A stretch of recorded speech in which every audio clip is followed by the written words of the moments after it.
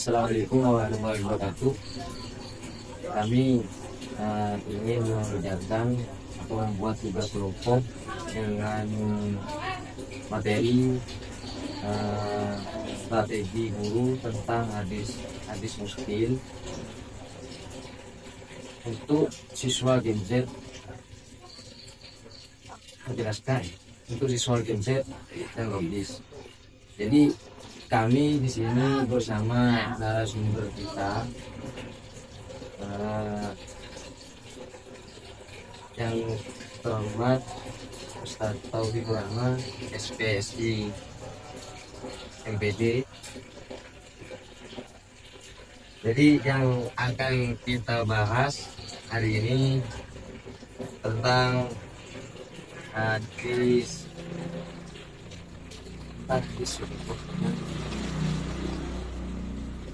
yang menurut siswa Gen Z itu diambil barang.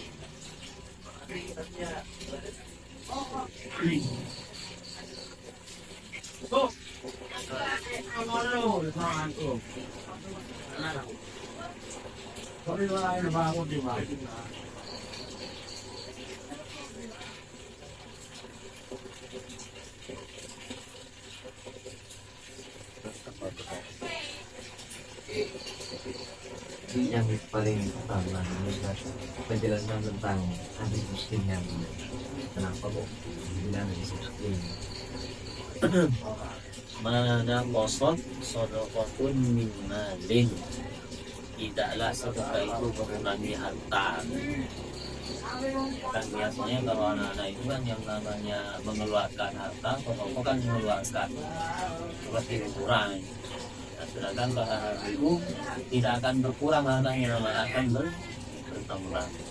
Ini senada juga difirmankan oleh Allah Subhanahu wa taala, "Mahalul ladzina yunfiquna amwalahum fi sabilillah kamathali habbatin ambatat sab'a sanabila fi sumbulatin mi'atu habbah." Jadi kan satu kebaikan akan malah dilipat gandakan menjadi 100 dari sedekah itu kan. Apalagi sedekah itu ditauduskan di jalan Allah, maka Allah ajruhu Allah yang akan membalas. Anak-anak Gen Z ini kebanyakan mereka itu memang dididik oleh teknologi mulai dari lahir. Jadi apa-apa itu kalau tidak sesuai dengan realita dan fakta dan juga egonya, kadang mereka akan protes, bahkan akan mencari dan menyalahkan sebuah wahyu yang sudah ada. Itu realita yang terjadi pada generasi Z, generasi yang mana mereka dididik oleh teknologi, ada HP, laptop, dan sebagainya. Sejak mereka orang-orang yang seperti ini mau tidak mau kita juga harus melalui pendekatan yang sangat konstruktif dalam mengajarkan sebuah wahyu, supaya penyampaian sebuah wahyu yang itu memang sudah diwahyukan baik dari Nabi ataupun dari Allah langsung melalui Al-Quran itu tidak bisa diterima oleh akal sehatnya, supaya wahyu itu tersampaikan dengan benar, jangan sampai salah. Termasuk dengan sedekah ini. Kan aslinya kalau orang-orang dulu itu kan hemat pangkal kaya kan, bukan sedekah pangkal kaya. Mana ada otak ini menerima realita kita mengeluarkan malah tambah kaya. Tambah bertambah kan tidak ada, yang namanya mengeluarkan pasti berkurang lagi. Bahkan kalau ditanya pada anak-anak, ayo keluarkan hartamu sekarang semuanya gitu. Ayo, semua berkurang, terus saya jajan apa Ustaz? Saya nanti beli akun kan, belum dikirim dan lain sebagainya. Maka dari itu kita sadarkan bahwasanya emang sedekah itu menurut wahyu, baik itu yang sudah disampaikan oleh Allah melalui Al-Quran apapun yang sudah disampaikan oleh Nabi Muhammad melalui hadis, itu memang sangat menayakan dan tidak mengurangi harta. Dengan penjelasan seperti ini, harta itu ya bukan hanya di dunia. Harta itu hakikatnya nanti harta yang akan kita gunakan di akhirat.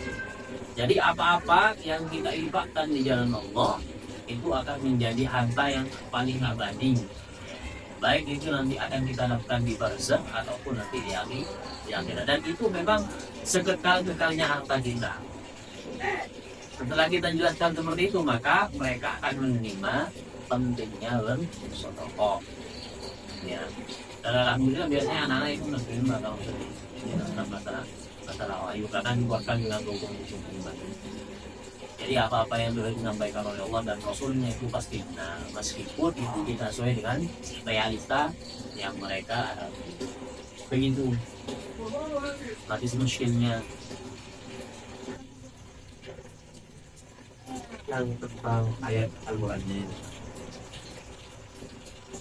ini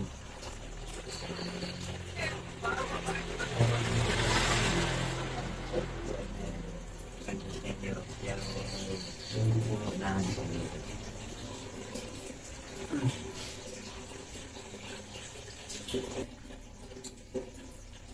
Yang saya jelaskan tadi adalah matalul ladzina yunfiquna amwalahum fi sabilillahi kamathali habbatin ambatat sab'a sanabila fi kulli sumbulatin mi'atu habbah wallahu yudha'ifu liman yasha' wallahu wasi'un 'alim. Alladzina yunfiquna amwalahum fi sabilillahi thumma la yasnuna ma anfaqu mannan wa la adha lahum ajruhum 'inda rabbihim wa la khawfun 'alaihim wa la hum yahzanun. Ya. Perumpamaan orang-orang yang menginfakkan hartanya di jalan Allah adalah seperti orang yang sedang menabur sebutir benih, ya, yang menumbuhkan 7 tangkai. Ya. Jadi satu butir benih itu menumbuhkan 7 tangkai. Setiap tangkai ada 100 biji. Jadi bayangkan itu bisa jadi 700. Jadi kalau kita menebar kebaikan, minta pahalanya 700. Kalau kita sedekah ya. Ini sedekah atau infak. Allah akan melipat gandakan pahala bagi siapa yang dia kehendaki. Sesungguhnya Allah Maha Luas dan Maha mengetahui. Jadi memang betul hakikatnya kalau yang infak dan sedekah, meskipun itu cuma satu biji itu akan menjadi 700 pahala murid. Karena kata ini dari satu biji itu menjadi 7 tangkai, dari 7 tangkai akan menjadi berapa? 700 biji kan ya? Ya. Maksudnya biji benih dari benih itu akan menjadi 7 tangkai, dari 7 tangkai itu akan menjadi biji-biji 100. Berarti kan 700 kan? Kalau kita pokoknya pentingnya memang kalau kita berinfak di jalan Allah itu dari taat. Dan Allah akan melipat gandakan bagi orang-orang yang dia kehendaki. Bukan hanya bisa saja mungkin, bukan hanya 700. Jadi kalau Allah sudah menghendaki berapa apa, ya terserah Allah. Bukan hak prerogatif Allah. Saking pentingnya sedekah itu senada dengan hadis yang kita sebutkan di awal. Itu dikuatkan dengan ayat tersebut. kan di sini kan betul kan? Iya. Berarti untuk penjelasannya para ulama itu Yang menjelaskan esensinya. Memang kalau secara logika berkurang. Anggaplah kampung kita punya uang 100.000. Diinfakkan 50.000 kan berkurang jadi 50.000. Secara logika kan mereka kan nggak mau. Kalau secara logika. Tapi kan kalau pada hakikatnya, kalau kita jelaskan kepada anak-anak itu, begini wahyu yang disampaikan oleh Allah. Kita sebenarnya harta kita yang kekal abadi itu adalah harta yang diinfakkan di jalan Allah, bukan harta yang habis buat kita beli jajan dan sebagainya. Itu yang lebih kekal abadi. Karena kita yakin, ya, kita punya iman terhadap hari kiamat, hari pembalasan. Yang mana iman itu kita buktikan dengan kita yakin bahwa saya sedekah yang kita infakkan, yang kita sedekahkan sekarang, dia akan menjadi harta kita nanti kelak di hari kiamat. Itu penjelasan yang harus dijelaskan kepada anak-anak generasi Z itu. Ya. Insya Allah ini sudah masuk dan mereka akan paham dengan dirinya, karena kan mereka menguasai tentang rukun iman.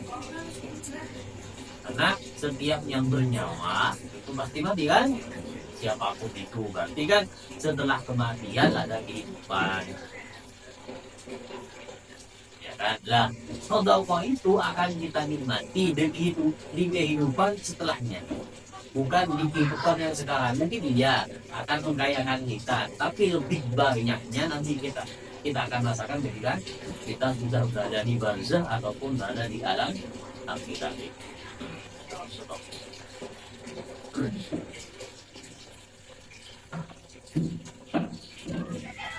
Begitu.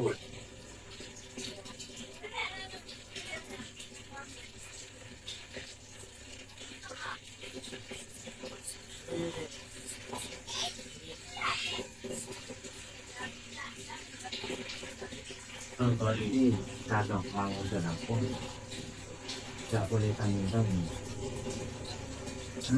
Kalau mau sedekah nggak boleh tanggung-tanggung. Tergantung keikhlasan. Allah itu kan melihat ikhlas itu. Contoh ada orang kaya, dia sedekah 1 M tapi dia, maka sedekahnya kan romsen. Karena kan dia pengen dipuji. Allah itu menilai bukan dari nominalnya, tapi dari ikhlasnya dan seberapa persen dia menginfakkan hartanya itu. Ya, dari kekayaannya. Ya kalau cuma punya 10.000 dia infakkan 5.000, berarti kan dia sudah menginfakkan separuh hartanya. Kalau saya tidak 1 M tapi hanya cuma menginfakkan 1 juta, berarti kan berapa persen dari hartanya? Berarti kan kalau dari kadar lebih banyak yang infak yang 5.000 itu. Dan Allah itu sebenarnya melihat pada keikhlasan hati. Emang berinfak itu lillahi ta'ala, jangan karena siapa. Kalau sudah karena siapapun ya bukan pahala yang kita dapatkan pada Allah. Berarti kalau memang mau sedekah, kalau memang tidak ada uang, ingin bersedekah, lebih baik. Kalau kamu punya apa-apa wes tanpa suka, wajib kita sedekah tuh. Yang cuma aja itu adalah ya sedekah dulu itu. Ini juga tenaga gitu. Iya, tenaga itu. Oh, kamu mungkin sampean nggak punya uang, punya tenaga, sumbang tenaga. Sampean nggak punya tenaga tapi punya pikiran, sumbang pikiran, sumbang ide. Jadi bukan harta tok hakikatnya kan. Kalau dipatok harta tok ya orang yang miskin itu malah yang enggak ya sedekah, tapi kan mereka juga punya hati. Apa bantu tenaganya, bantu pikirannya, apa-apanya. Seperti itu. Intinya kan kayak. Tapi emang orang punya harta itu Allah memang berikan keistimewaan. Kalau bersedekah memang lebih baik daripada orangnya.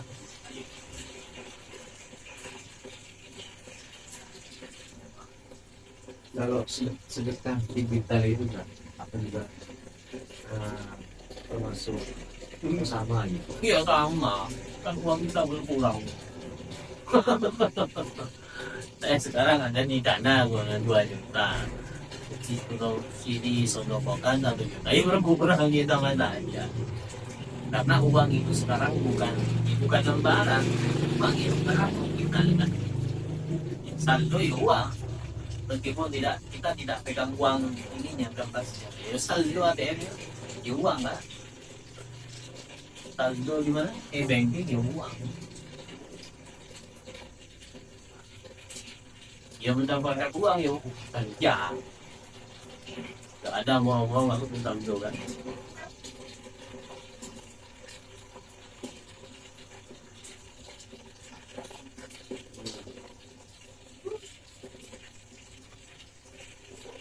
Kalau kalau seseorang itu bersedekah terus bersedekah, tapi hidupnya itu kemudian gitu. Nah, apakah hadis ini berlaku?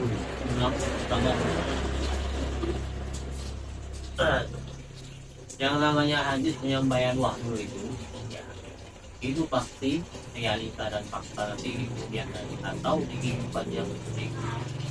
Meskipun nanti kita ketika bertobat ada ujian dari Allah tanpa sadar semangat kita tapi kita hilang sodokohnya. Berarti itu ujian dari sodokoh kita. Dan Allah akan lebih lipat gandakan lagi nanti pahalanya di hari kiamat. Bahkan hadis itu nanti akan ada orang-orang yang dia akan berlipat-lipat pahalanya sampai dia bingung ini pahala apa. Maka kata Allah, ini pahalamu ketika aku kasih ujian kepadamu tapi kamu bersabar.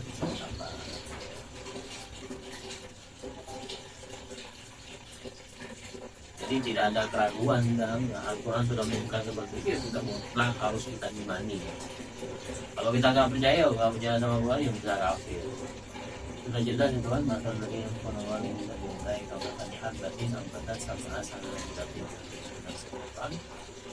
Satu benih biji bisa menghasilkan 100 biji atau sampai 300 biji.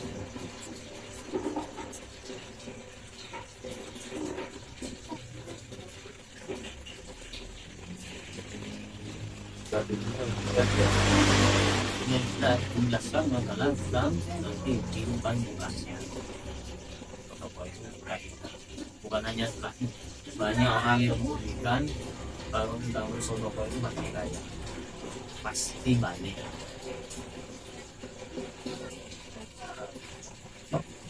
Saya pernah berharap itu ya berarti bukan kita itu tapi pengen kaya.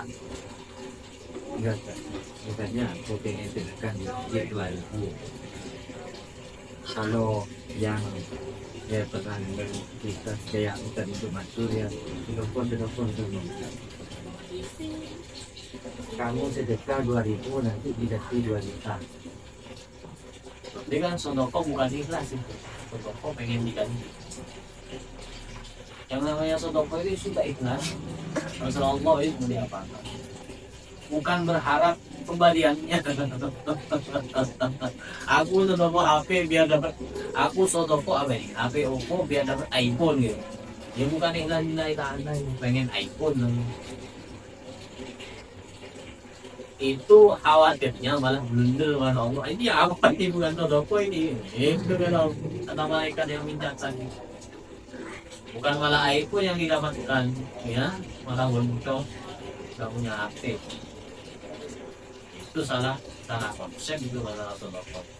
Yang namanya sodoko itu ya sudah nawaitu ikhlas lillahi ta'ala, saya sumbangkan masjid, saya sumbangkan ini, saya sumbangkan ini. Kalau bisa tangan kanan memberi, tangan kiri nggak tahu. Ini lihat kalau hadisnya kan. Maksudnya adalah ya sudah kalau beri ya sudah nggak usah mengharap apa-apa. Kalau masih mengharap pengen mandek yang lebih besar ya Allah, itu bukan tahu. Jangan salah artikan. Kan kadang-kadang orang aku sodoko mesti bocor, sodoko bicara saja dengan ayat biar lebih dibalas oleh Allah. Tapi kan dia nggak jelas. Harusnya kan ikhlaskan semua nilai tanah, nanti Allah yang pasti. Allah itu Allah akan melibatkan orang-orang yang dia berpikir.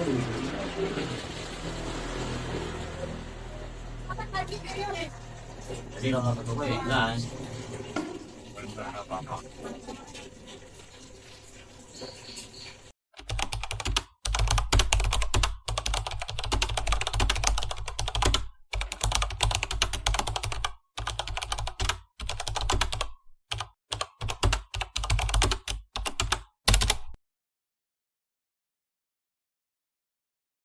Kan kalau sodoko katanya kaya ya, kan? Sekarang dia minta mau nggak nanya dari Ogana Katamia Surah?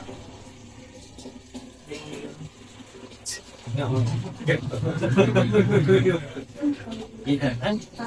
Masalul ladina yukuna balang bisa bilindahi kamatali habbatin ambatan sama asana bilati sumulatin miatu habba. Ayat itu mungkin lupa saja. Kalau dulu kan kita itu hemat bakal kan, hemat pinter itu. Masjid kan hemat juga. Ya, hemat kan betul di hemat. Aku mau hemat, ada orang mau minta jangan, aku mau hemat kan betul. Iya kan, hemat pangkal kan. Ya, tapi kan kalau di Al-Quran kan sodoko pangkal kaya.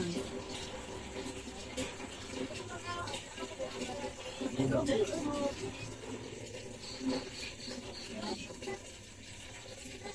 Percaya kali ya, sodoko apa hemat? Sodoko ya. Jadi kalau ada orang komunis, yang kalian akan sodoko.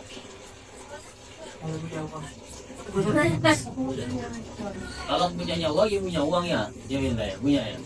Tapi uang yang mana yang akan diberikan? Apa yang 500 rupiah? Apa yang 1000 pati murah itu, yang pegang pedang begini itu? Atau yang tukang nol, yang merah? Itu 4000. Makanya orang miskin itu kebanyakan itu ya, tapi yang lihat kota-kota aman itu yang banyak di kota aman pasti murah apa Soekarno. Yang banyak di kota aman itu di masjid yang gambar pasti murah apa Soekarno. Ya berarti orang miskin itu banyak masuk tuh. Nah kan hanya sedikit sekali orang-orang yang kaya yang merah-merah itu yang ada di masjid kan, apalagi di kota aman. Bahkan bukan Jawa Timur, akan 500 genjengan itu yang banyak waktu kota aman kan. Penting yang banyak masuk surga rumahnya Allah. Yang miskin sama yang kaya gitu. Ada bahkan sampai menjadi orang miskin nyocok. Minta kepada Allah jangan menjadi kaya, jangan juga menjadi orang kaya, jangan. Minta kepada Allah menjadi orang cukup beli mobil, cukup naik haji, cukup beli apartemen, jadi kan cukup.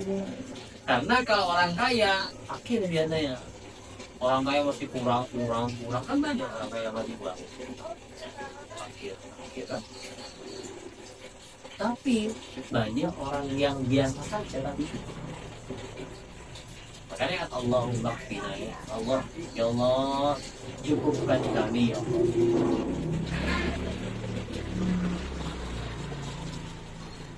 Saya tanya sekarang orang kaya kan biasanya sudah punya mobil Alphard masih pengen lagi pakai pesawat, iya kan, ambil pesawat pengen jet pribadi kan begitu. Karena itu kan langsung tidak pernah bersyukur lah. Sudah dikasih, anggaplah sudah dikasih sepeda minta sepeda motor, sudah dikasih sepeda motor minta mobil, sudah dikasih mobil katana minta mobil Pajero apa Avanza, sudah dikasih Avanza minta pakai apa mobil Pajero bagus semua. Orang lain pakai alhamdulillah ada LGX murah. Alhamdulillah. Ya. Jadi kita sama orang itu semua ngapain juga.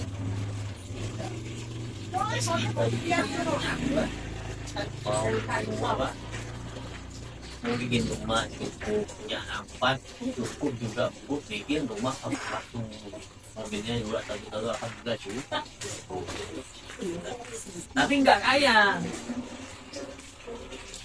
ya, bisa dibilang nggak sodoko, mau kan sodoko ya karena kan hemat pangkal kaya ya. Hemat itu sebenarnya bukan pangkal kaya, betul. Siapa yang hemat? Ya hemat. Kan bertentangan itu. Ya kan? Mau sedekah, ngasih, apa mau nabung? Mengeluarkan apa menyimpan? Untuk kaya, ayo. Mengeluarkan, alhamdulillah terbiasa tadi.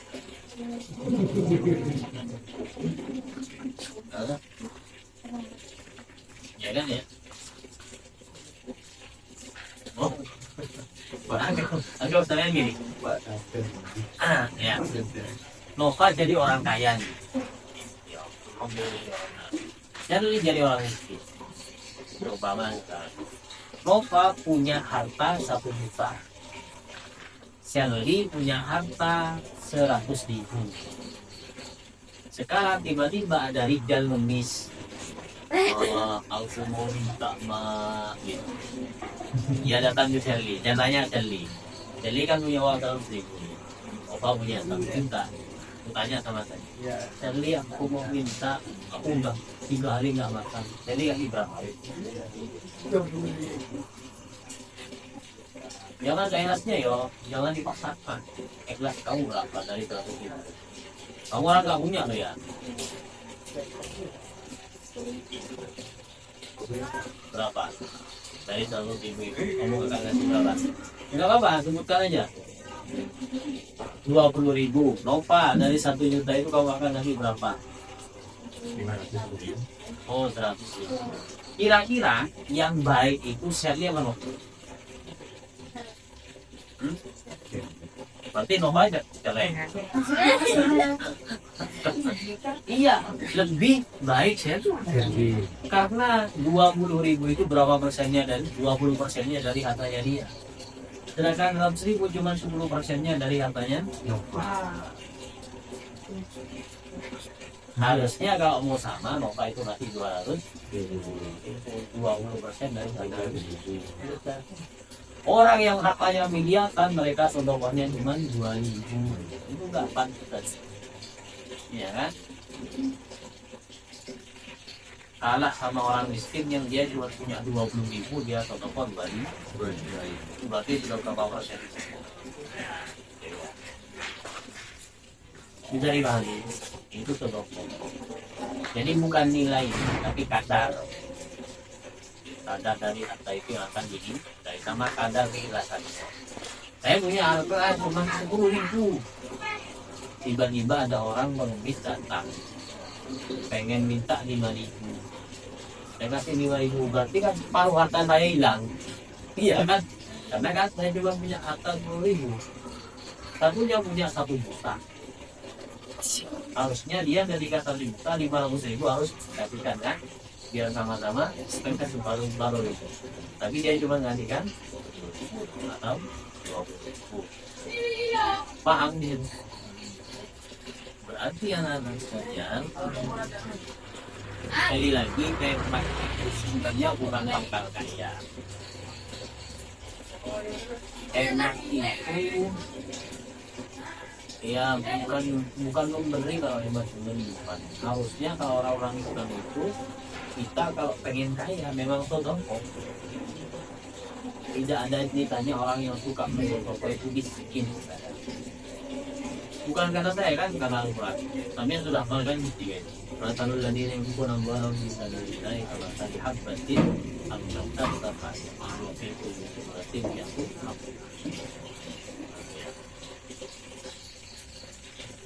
itu. Tapi yakin ya sodoko itu pangkal kaya ya. Sudah kita membuktikan. Sudah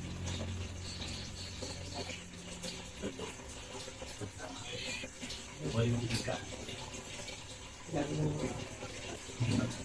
Kamu nyoba berapa ini? Sama sekali?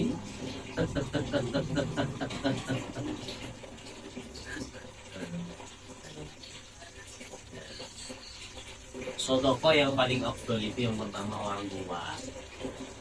Jadi kalau namanya udah sukses nanti sodoko yang pertama kan. Wah, boleh diubah orang-orang terdekat, jangan yang jauh-jauh dulu. Kamu orang-orang terdekat, paman wati miskin, ibu wati miskin, kamu sodoko yakin jangan gitu.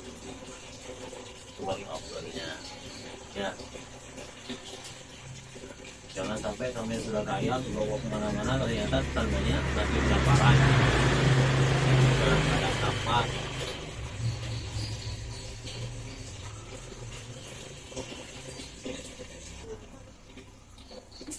Sudah kasih banyak. Ini kami sudah membantu. Mungkin cukup sekian wawancara hari ini. Terima kasih. Tuh.